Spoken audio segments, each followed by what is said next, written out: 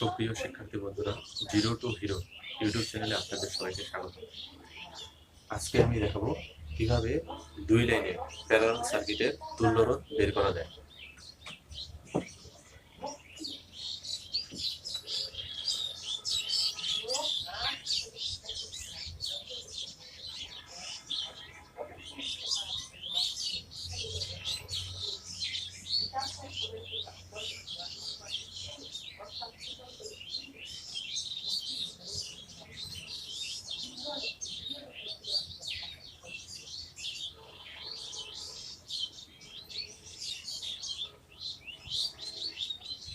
এটা কোন সার্কিট? এটা হচ্ছে প্যারালাল সার্কিট। প্যারালাল সার্কিট কিভাবে চিনবো?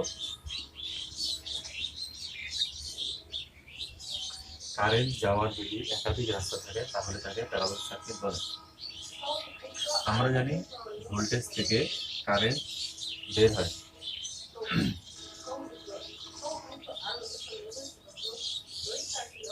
এখান থেকে কারেন্ট বের হবে এবং এখানে আছে কি হবে?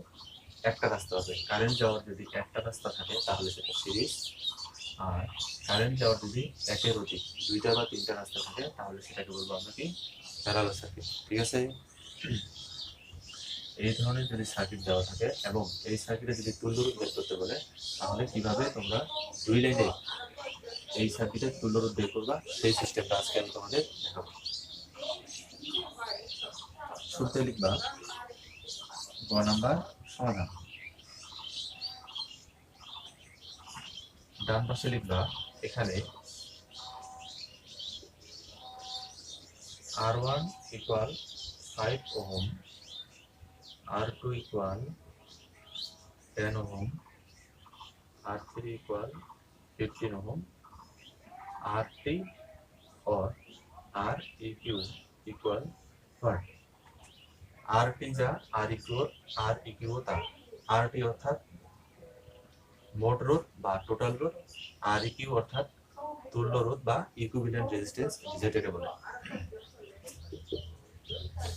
তুল্য রোধ শুরুতে লিখবা যে তুল্য রোধ RT ইকুয়াল, তোমাকে দেখতে হবে কে কে সিরিজ আর কে কে হচ্ছে প্যারালাল।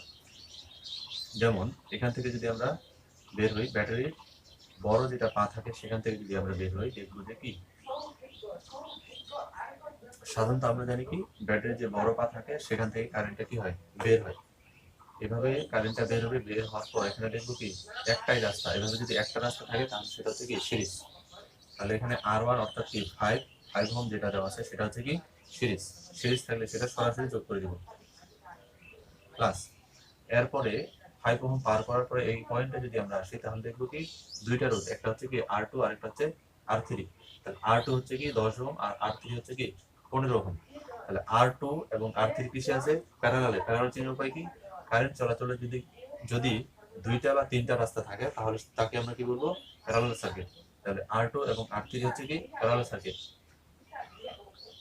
এরপরে কি করব? ব্র্যাকেট নেব। ব্র্যাকেটে কি R2 এর মান হচ্ছে কত? 10 ওহম, 10। এরপরে ইনভার্স 1 যোগ, এরপর কি আছে? 15 ইনভার্স 1, ব্র্যাকেটে ইনভার্স 1।